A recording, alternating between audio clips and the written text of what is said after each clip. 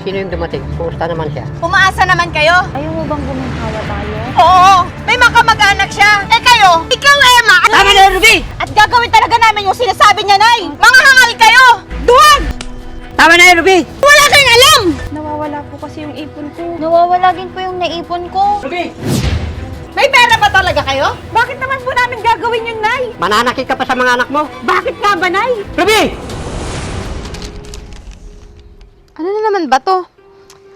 May resibo na naman ng kuryente. Anong petsa pa lang?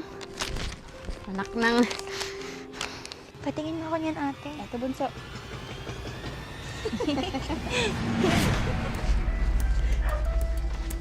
Ay, Nay. Nandiyan na po pala kayo. Mano po? Mano po, Nay. Kayong dalawa, nakikita niyo ba tong hawak ko? Kung ano to? Resibo na naman ng kuryente. Saan ako kukuha ng pambayad nito? Alam niyo ba na mapuputulan na tayo? Eh kung naghahanap buhay sana kayo, para may pambayad tayo, eh di mas matutuwa sana ako sa inyo. Anong gusto niyo? Sarilinin ko lahat ng gastusin at bayarin dito sa bahay? Ang gagaling niyo rin, ano? Tapos kayo ano? Nagsasayang lang kayo ng panahon dyan sa pag-aaral. Mga walang silbi! Nay, wag naman po kayong ganyan. Nasasaktan na po kami. Ate, tama na po. Isa ka pa! Ikaw pumapasok ka sana sa tindahan. E di siya pang pandagdag natin. Nay, ano ba? Tama na. Bakit? May magagawa ka ba? May bibigay ka ba pambayad dito, ha? Nay, tama na po. Kawawa naman si ate. Kawawa? Bakit ako? Hindi ba kayo naawa sa akin? Ha? Kung tinutulungan niyo sana ako, walang ganito. Ngayon, bahala kayo kung mapuputulan tayo ng kuryente. Total, ayaw niyo magbigay. Bahala kayo. Wala akong pagkukuhanan ng pambayad dyan.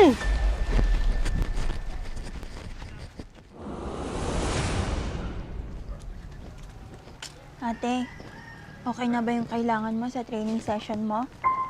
Hindi pa, Bunso. Medyo malaki pa ang kulang. Kaya pala, di ka na nagbibigay sa akin ng pera.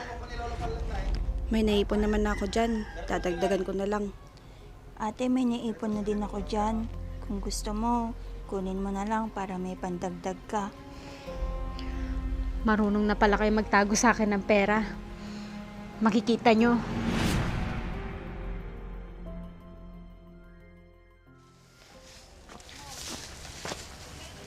Emma! Lovely! O Brian, ikaw pala.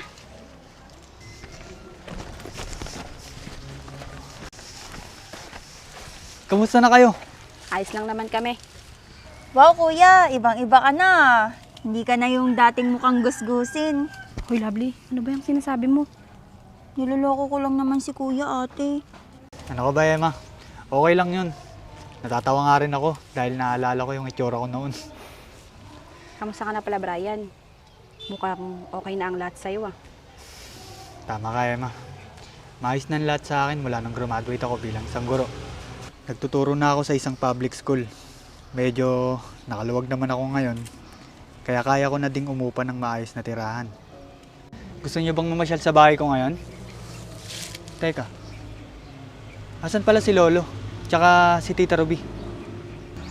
Hay nako. Si Lolo, alam mo naman kung saan-saan pumupunta para mangalakal. Si nanay naman, nandun sa pinapasukan niya, kuya, para makilabada. Kamusta naman sila? Si Lolo, matanda na siya. Pero sige pa rin sa pangangalakal. Oo nga. Si nanay naman, ayun, wala pa rin pinagbago. Lagi pa rin maingay, tapos lagi na lang galit. Ganon. O ano? Gusto niyo ba mamasyal sa lugar ko? Sige, Brian. Pero saglit lang kami, ha? Oo nga, kuya. Baka kasi pag umuwi si nanay, tapos wala kami dito, magbubunga nga na naman yun. Sige. Papasyal ko na lang kayo sa bahay ko para alam niyo rin kung saan ako nakatira. O sige, tara na. Tara.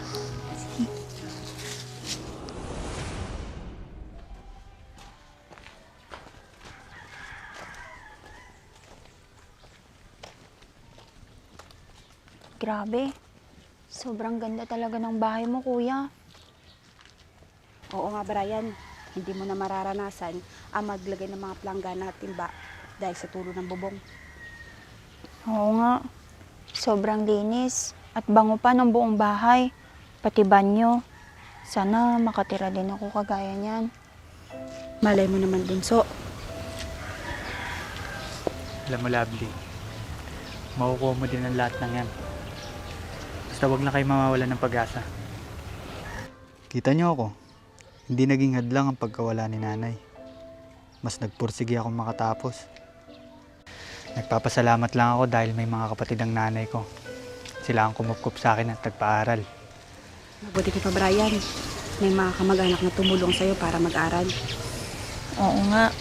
Samantalang kami, nandyan nga si nanay. Wala namang paki sa amin. Alam nyo, dyan kayo dapat mas magpursiging. Ito pa rin yung mga pangarap ninyo.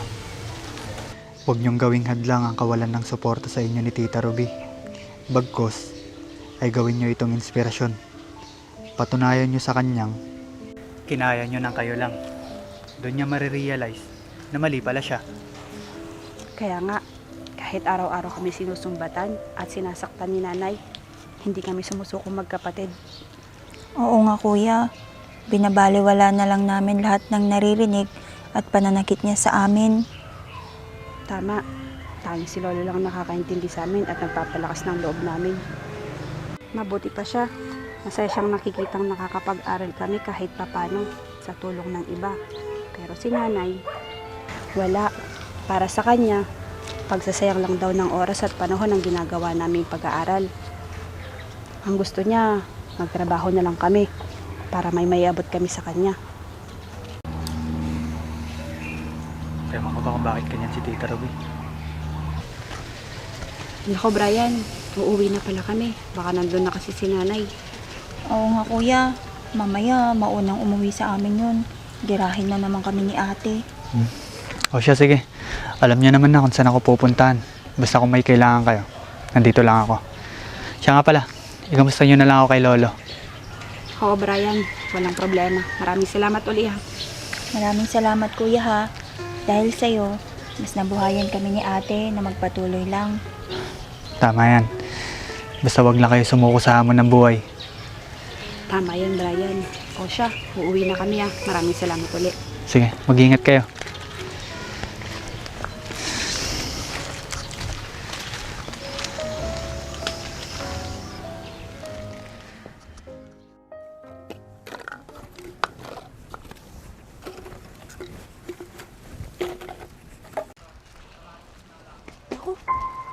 Nandun na pala si Lolo oh.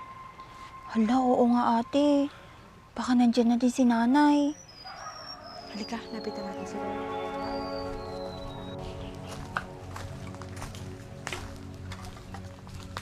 Hello? Oh, nandito na pala kayong dalawa. Saan kayo galing? Kanina pa po ba kayo nandito? Hindi naman. Kararating ko lang din.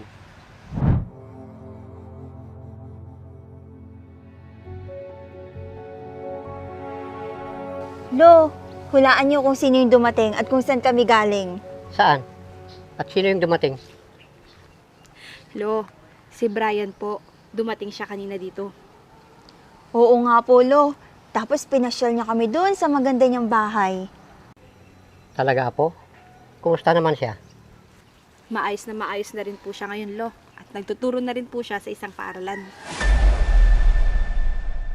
At alam mo, Lolo, ang ganda at ang laki ng bahay niya. Tapos ang bango-bango pa. Eh ano naman ngayon?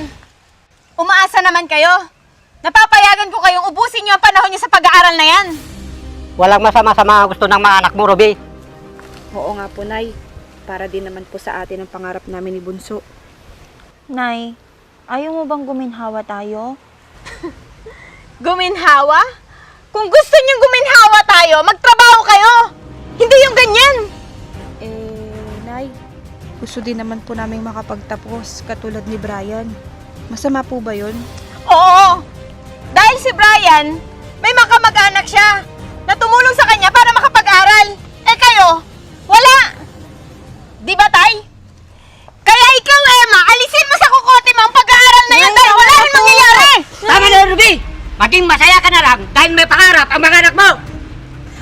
Nay? Tama nga sinasabi ni Brian na imbis na magalit kami sa inyo, gawin na lang daw namin inspirasyon yung pagtrato nyo sa amin para magpursige kaming makatapos. At gagawin talaga namin yung sinasabi niya, Nay! Ate, At naniniwala naman talaga kayo? Mga hangal kayo! Naniniwala talaga kayo sa mga kasinungalingan? Nay, hindi kasinungalingan yun. Yun ang katotohanan. Katotohanan na hindi kami nawawalan ng pag-asa at lakas ng loob para tuparin ang mga pangarap namin. Hindi kagaya mo! Duwag! Ano sinabi mo? ate, ayos ka lang ba?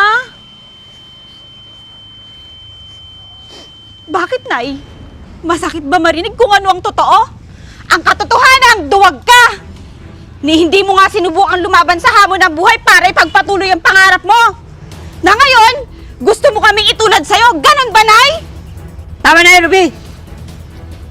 Wag na wag niyong ipapamukha sa akin ang nakaraan ko! Dahil wala kayong alam!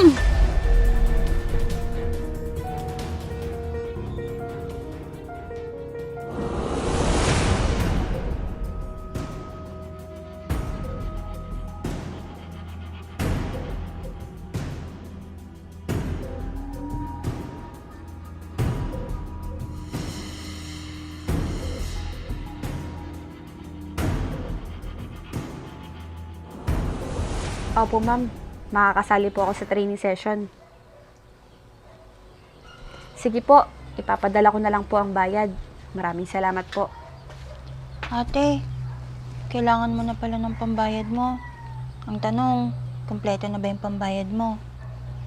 Hindi pa nga, bunso. Kulang pa. Paano na yan, ate? Hindi ko nga alam, bunso, kung paano. Oh, bakit parang marungkot kayo? Si ate po kasi, lolo. Kulang po yung pambayad niya para sa training session.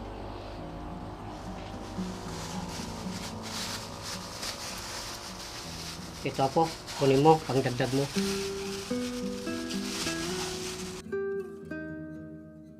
Maraming salamat po, lolo.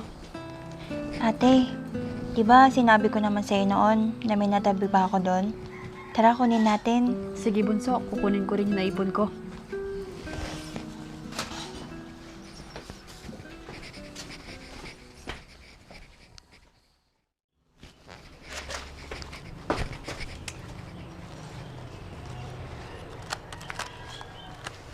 Oh, Apo, bakit ganyan ang mukha mo? Lo, nawawala po kasi yung ipon ko. Ate, lolo, nawawala din po yung naipon ko. Sino naman kukuha at magnanakaw ng mga yun? Hindi po namin alam, lolo. Ruby!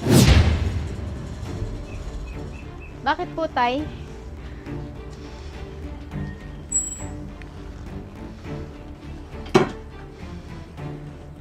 Ano pong nangyayari dito? Nay, nawala po kasi yung naipon ko na pambayad ko sa eskwelahan. Ako rin po, Nay. Ibibigay ko po kasi kay ate yung naipon ko para po makatulong. Wala ka bang kinalaman dito, Ruby? Wala ah. Bakit? Ako ba yung pinagbibintangan nyo na kumuha? Hindi kita pinagbibintangan. Tinatanong lang kita. Dahil ikaw ang nauunang umuwi dito sa bahay. Parang gano'n na din yung Tay. Wala akong magagawa kung yan ang iniisip mo. Tinatanong lang kita. At kayong dalawa, bakit ganyan kayo makatingin sa akin? Siguro kayong nagsabi kay tatay na akong kumuha. Hindi po, Nay.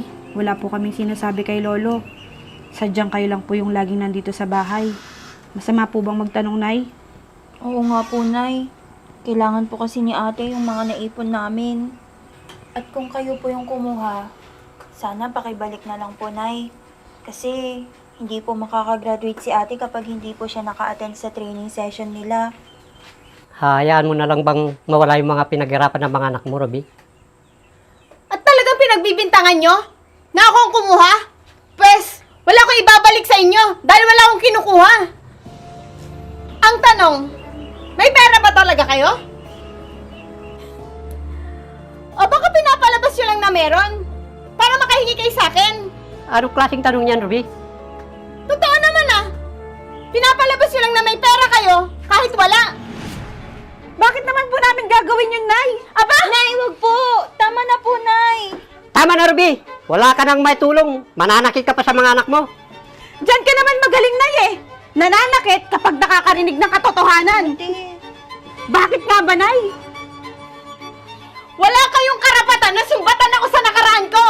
Kahit sino sa inyo! Diyan ka magaling ang umiwas sa lahat ng bagay. Ruby!